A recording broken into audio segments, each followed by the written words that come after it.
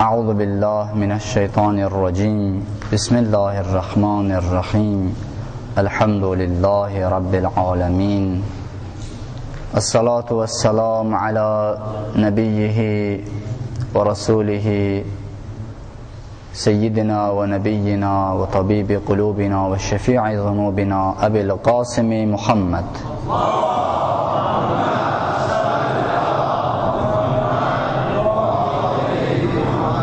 وآله الطيبين الطاهرين المعصومين ولعنة الله على أعدائهم أجمعين من الآن إلى قيام يوم الدين اللهم صل على محمد وآل محمد وعجل فرجهم رب اشرح لي صدري ويسر لي أمري واحلل عقدة من لساني يفقه قولي صدق الله العلي العظيم. Əziz müminlər, çox mübarək günlər, elə mübarək günlərdir ki, Allah Teala öz rəhmət qapılarını bəndələrinin üzünə açmış və bəndələri üçün öz əffini, məğfirətini, bağışlanmasını vəd etmişdir. Allah Teala istəyir bu ayda küsülülər barışsın, bu ayda bəndələri ilə barışsın. Təbii ki, istəyir bəndələr onunla barışsın. Çünki Allah Teala bəndələrindən küsməyib. Allah Teala qucaq açıb bəndələri üçün çağırır, dəvət eləyir. Gəlin mənə tərəf. Və insan Ramazan ayında gərək Allahla əl-ələ verib görüşsün, beyət eləsin Allahla, öz əhdini təzələsin Allah Teala ilə. Ramazan ayı əhdi təzələmək ayıdır. Ramazan ayı Allahla əqd bağlamaq ayıdır. Allahla görüşmək ayıdır. Allahın naməsini, onun kitabını qəbul edən aydır. İnsan Allahdan onun naməsini qəbul eləyir. Çünki Allah Teala öz naməsini, öz məktubunu, öz kitabını bu ayda nazil etmişdir və bəndələr onu qəbul eləyir.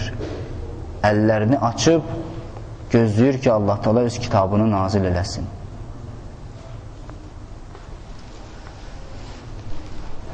Qur'an-ı Kərim ilahi süfrədir. Hədisdə var. Əl-Qur'anu mə'dəbətullah. İlahi süfrədir. Kim istəyir, Allah Teala dəvət eləyib, gəlsin bu süfrədən istifadə eləsin. İstisnasız bütün bəşəri dəvət eləyir. Şəhru Ramazanəl-ləzi unzilə fihil Qur'an hudən linnəs. Bütün insanları hidayət eləmək üçün, bütün bəşəri hidayət eləmək üçündür. Qur'an-ı Kərimdə təkcə Ramazan ayının adı çəkilib ayların içərisindən. O da Ramazana xatir deyil. Ramazan ərəblərin ayları idi, digər aylar kimi. Ramazana şərəf verən Qur'anın o ayda nazil olmasıdır. Ramazanı şərafətli eləyən Qur'an-ı Kərimdir. Qur'an-ı Kərim bu ayda nazil olub. Şəhru Ramazanəl-ləzi unzilə fihil Qur'an. Qur'an nazil olub bu ayda. Ona görə şərafət tapıb. Əks təqdirdə Ramazan digər aylardan heç bir fərqi yoxdur. Hudən linnəs, insanları hidayət eləmək üçündür. Və yaxud digər surəni oxuyuruq. İnna ənzəlnahu fi leylətil qadr və ma ədrakə mə leylətul qadr. Leylətul qadri xeyrun min əlfi şəhr. Tənəzzəlul mələikətu və ruhu fiyha biizni rabbihim min kulli əmr. Səlamun hiyyə hattə matla'il fəcr. Biz onu Qədr gecəsində nazil etdik. Sən nə bilirsən Qədr gecəsi nə olan şeydir? O 1000 aydan xeyirlidir. Qədr gecəsi 1000 aydan xeyirlidir, yaxşıdır. O gecədə mələikələr Allahın əmrini yerinə yetirmək üçün yer üzünə nazil olar və sübhə qədər əminamanlıq, səlamətlik olacaq. Qur'an-ı Kərim həmən gecədə nazil olur. Qur'an-ı Kərimə baxdıqda biz Qur'anın dəyərini anlaya bilərik. Allahın kitabının, Allahın naməsinin dəyərini anlaya bilərik. Qur'an-ı Kərimin ayələri arasında Allahın andları çoxdur, and içib Allah Taala. Allah Taala yerə and içir, göyə and içir, günəşə, aya, gecəyə, gündüzə, zamana, əsrə, insanın özünə, ataya and içir, peyğəmbərə and içib. Allahın andları Qur'an-ı Kərimdə bəllidir hər kəs üçün. Amma bir and da var, Qur'an-ı Kərimə and içib. Müxtəlif yerlərdə Qur'an-ı Kərimə and içib. Amma Vaqiə surəsində and içir ulduzların mövqelərinə. La uqsimu biməvaqi'in nucum. And olsun ulduzların mövqelərinə. Sonra buyurur: İnnehu laqasamun law ta'lamun azim. Kaş biləydiniz nə boyda and içdim. Çox maraqlı bir sözdür. Əgər bilsəydiniz ki, bu nə boyda anddır, nə böyük anddır. Bu andı içir. Sonra buyurur: İnnehu laqavlun kerim. İnnehu lequr'anun kerim fi kitabin meknun la yemessuhu illel mutahharun. O Qur'an-ı Kerim'dir. Bu kəlam, bu namə Qur'an-ı Kerim'dir. Çox hörmətli, kəramətli bir kitabdır. Gizlidir, gizli xəzinədədir. Fi kitabin meknun. Allahın o gizli olan kitabından nazil edilib. La yemessuhu illel mutahharun. Ona yalnız paklar toxuna bilər. Pak insanlar toxuna bilər. Onun o gizliliyini yalnız paklar aça bilər. Paklar da Qur'an-ı Kərimə əsasən Əhl-i Beytdir. Siz Əhl-i Beyti pak elədik. Əhzab 33-də. Allah Taala istəyir siz Əhl-i Beyti pak eləsin. Paklar, yəni Əhl-i Beyt Qur'anın sirrini aça bilər. Mənim mövzum, mənim söhbətimin əsası bundan ibarətdir ki, Allah Taala and içir, sonra Qur'an-ı Kərimi tanıtdırır. O andı da deyir, sadə bir and deyil. Çox böyük bir and içir. Özü buyurur ki, kaş biləydiniz nə boyda anddır. Sonra Qur'an-ı Kərimi tanıtdırır. Ər-Rəhman surəsini hər kəs oxuyub. Ər-Rəhman alləməl Qur'an xələqəl insan. Allah Taala birinci öz adlarından başlayır. Ər-Rəhman Allahın adıdır. Rəhman, rəhm eləyən, dünya və axirət hər kəsə rəhm eləyən, müminə, kafirə rəhm eləyən, axirətdə müminlərə rəhm eləyən, bütün işləri, bütün nemətləri verən, Rəhmanın bir mənası da odur. Bütün işləri görən, bütün nemətləri verən, hər şeyi yerinə yetirən, yəni Allah Taala'nın bütün işləri onun rəhmanlığına qayıdır.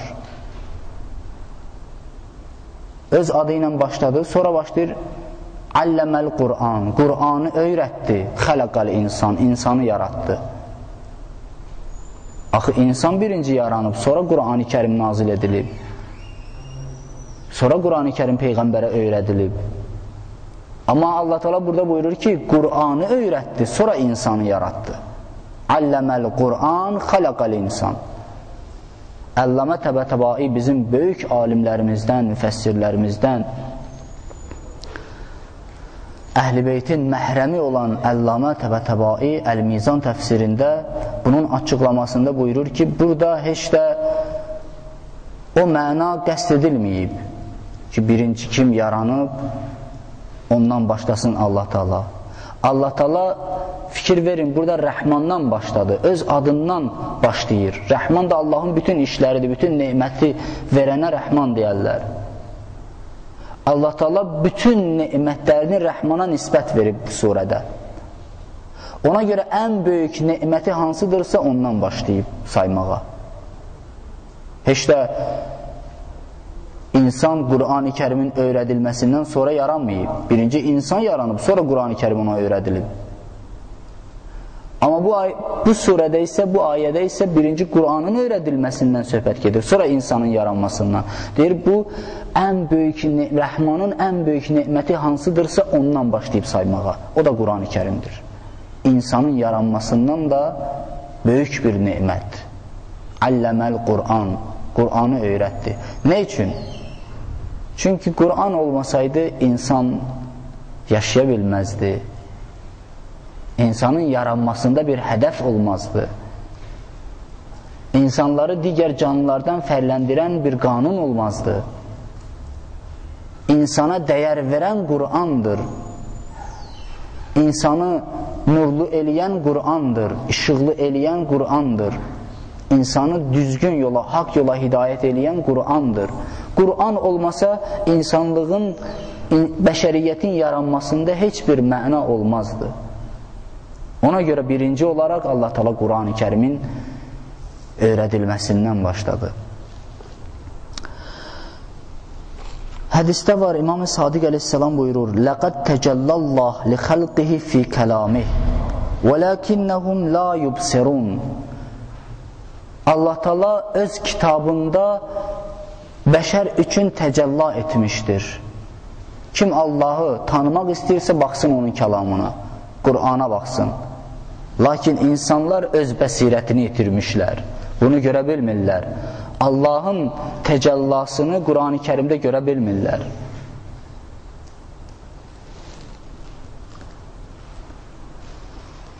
İmam Əli əleyhissalam buyurur: "İnnə fihi şifaən min əkbərid da və huvəl küfru vəl nifaqu vəl qayyu vəl dalal."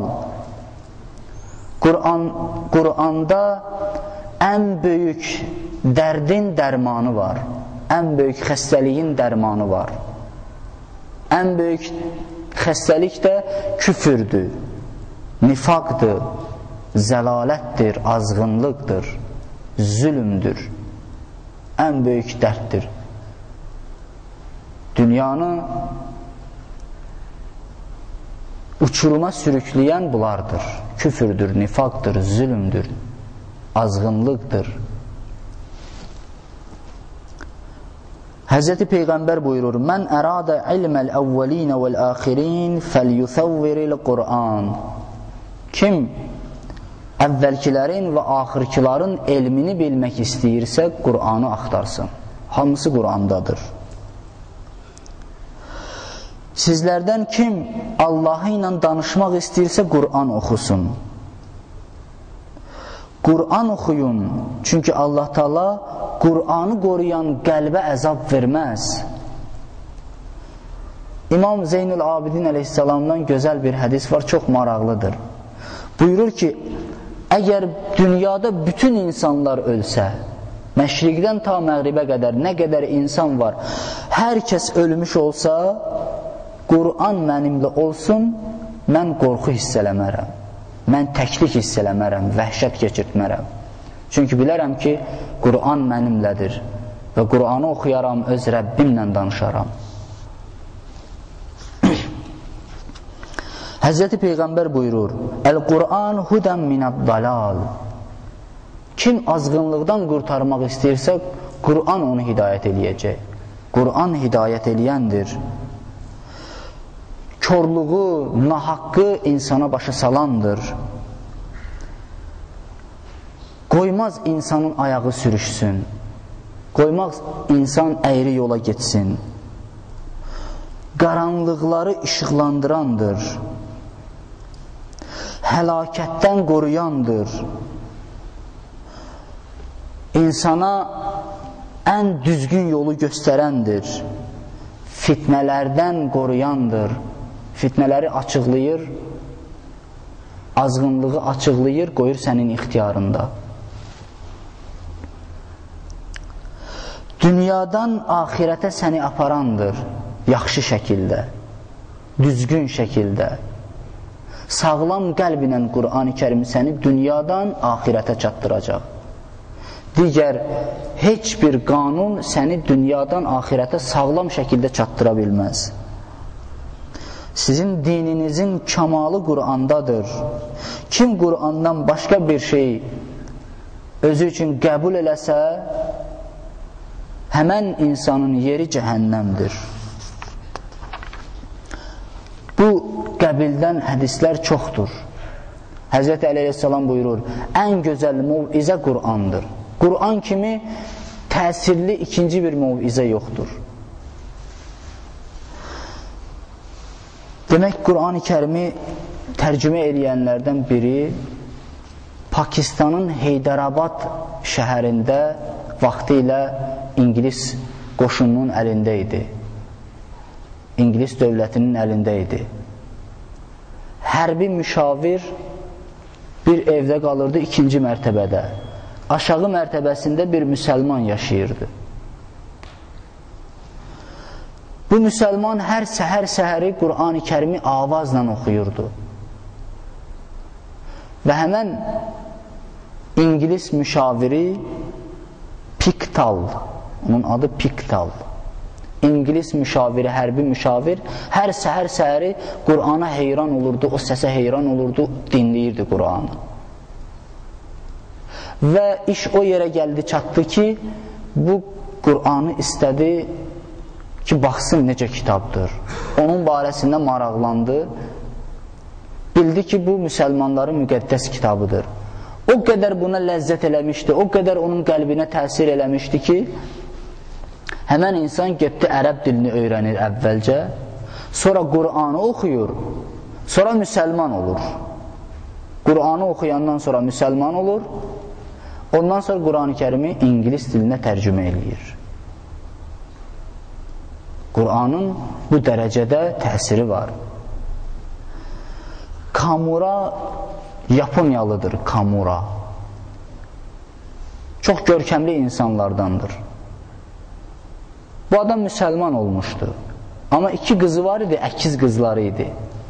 İstirdi onlar da İslamı qəbulləsinlər. Amma İslamda zor olmadığı üçün zorluq tətbiq eləmirdi. İstirdi ki, başa düşsünlər, qəbulləsinlər. Bir müsəlman mühəndisi ilə əlaqə qurmuşdu və onunla danışır, deyir ki, mən istəyirəm qızlarımı gətirim, sizin ailə ilə dostluq eləyim və qızlarım İslamı başa düşsünlər, qəbulləsinlər İslamı. Bu Kamura da öz adını Səd qoymuşdu, Səd. Müsəlman adını qoymuşdu, Səd. Bir müddət gedir, gəlir, bir məclis, iki məclis, hələ də şərait yaranmır ki, onun qızlarına başa salsınlar ki, bəs Qur'an-ı Kərim gözəl bir kitabdır, ilahi bir kitabdır, İslamın gözəlliyini başa salmırdılar. Nəhayət bir məclisdə söhbət qadınlardan gedir. Bu qızlar soruşurlar ki, sizin dininizin qadınlara münasibəti necədir? Həmən müsəlman mühəndis Əhzab surəsinin 35-ci ayəsini göstərir. Deyir ki, elə yaxşı olar ki, bizim kitabımızdan onu oxu. Əhzab surəsinin 35-ci ayəsini oxuyur. İnnəl musliminə vəl muslimat vəl mu'mininə vəl mu'minat. Həqiqətən müsəlman kişilər və qadınlar, mömin kişilər və qadınlar, ibadət eləyən kişilər və qadınlar, sadiq kişilər və qadınlar, sabir, səbr eləyən kişilər və qadınlar, Allahın qarşısında əyilən kişilər və qadınlar, Allahı təsdiq eləyən kişilər və qadınlar, oruç tutan kişilər və qadınlar, Allahın hüdudlarını qoruyan kişilər və qadınlar, öz iffətinin, namusunu qoruyan kişilər və qadınlar və nəhayət Allahı çox zikr eləyən kişilər və qadınlar üçün Allah Taala məğfirət və böyük əcr vəd etmişdir. Görür ki, kişinin yanında qadın da qeyd olunub. Bu ayənin təsirindən həmən iki qız dönüb müsəlman olur. Qur'anın təsiri böyükdür. Quran elə bir təsirə malikdir ki, heç kəs, heç bir kitab o təsirə malik deyil. Yeganə əmrdir. Hər bir əmrin İslamda vaxtı var, ölçüsü var. Namazdır, orucdur, vaxtı var, ölçüsü var. Amma Quran oxumağın ölçüsü yoxdur. Allah Teala buyurur ki, فَقْرَأُ مَا تَيَسَّرَ مِنَ الْقُرْآنِ Nə qədər bacarırsınız Quran oxuyun. Haçan mümkün oldu Quranı oxuyun. Allahla danışın. Sizin qəlbinizin baharıdır Qur'an-ı Kərim. Resulullah sallallahu aleyhi və aleyh nə ilə başladı təbliğə? Nə iş gördü? Kimi var idi? Heç kəsi. Tək tənha başladı işə. Onun əskəri, onun ordusu, saldatı, onun hər şeyi Qur'an-ı Kərimidir. Hər şey. Qur'anla gəldi qabağa. Bütün İslamı Qur'anla qabağa apardı. İnsanlar Qur'an-ı Kərimə görə İslamı qəbullədilər. Ey Peyğəmbər, gecə ikən Qur'anı həzin səslə oxu və möminlər də bunu etsinlər. Bu həzin səs elə bir təsirə malikdir ki, heç bir musiqidə, heç bir avazda o təsir ola bilməz. Müsəlmanlar gecə ikən, gündüz olanda o sədalar altında tərbiyə alır, öz qəlblərini hazırlayırdılar. Gecə Qur'an-ı Kərim onlara nüfuz eləyirdi, gündüz onları qılınc götürməyə vadar eləyib Qur'anın əmrlərini diyar bə diyar aparmağa əmr eləyirdi. Özü aparırdı, Qur'an-ı Kərim onları aparırdı, o həzin səs onları aparırdı. Və nəticədə nə oldu? Nəticədə Qur'an-ı Kərim bacardı ki, dünyanın ən geridə qalmış xalqını ən üstün xalqına çevirsin. Heç vaxt dövlət görməyən bir xalqı 1000 il dövlətçilik ənənələrinə malik olan xalqları dizə çöktürdülər. Onlara dərs verdilər, onlara ədalət gətirdilər, dövlətçilik gətirdilər, mədəniyyət gətirdilər. Bunu kim elədi? Qur'an-ı Kərim elədi. Görürsən ki, hərbidə marş çalırlar ki, insanların ruhiyyəsi, əskərlərin ruhiyyəsi yüksəlsin. Gedib gizlənən əskər marşdan sonra ruhiyyəsi güclənir, silahını götürür, düşmənlə üz-üzə qalır. Bax, Qur'anı həzin səslə oxumaq, Qur'ana can-ı dildən qulaq asmaq ondan da möhkəm təsirə malikdir. İnşallah Allah Teala bizləri Qur'anı oxuyub, onu dinləyib, ona əməl eləyənlərdən qərar versin inşallah. Allah Teala Qur'anın dəyərini günü-gündən bizim qəlbimizdə daha da çoxaltsın inşallah. Və qarşıdan İmam Həsən əleyhissalamın mevludu gəlir. Bütün müminləri, əhl-i beyt sevərləri, bütün müsəlmanları bu mübarək mevlud münasibəti ilə təbrik edirik. Allah Teala o həzrətin ziyarətini, onun şəfaətini bizlərə nəsib eləsin inşallah. Onun əqidəki o məzlum qəbrini zalimlərin əlindən alıb möminlərin əlinə versin inşallah. Vəssalamu aleykum və rəhmətullahi və bərəkatuh.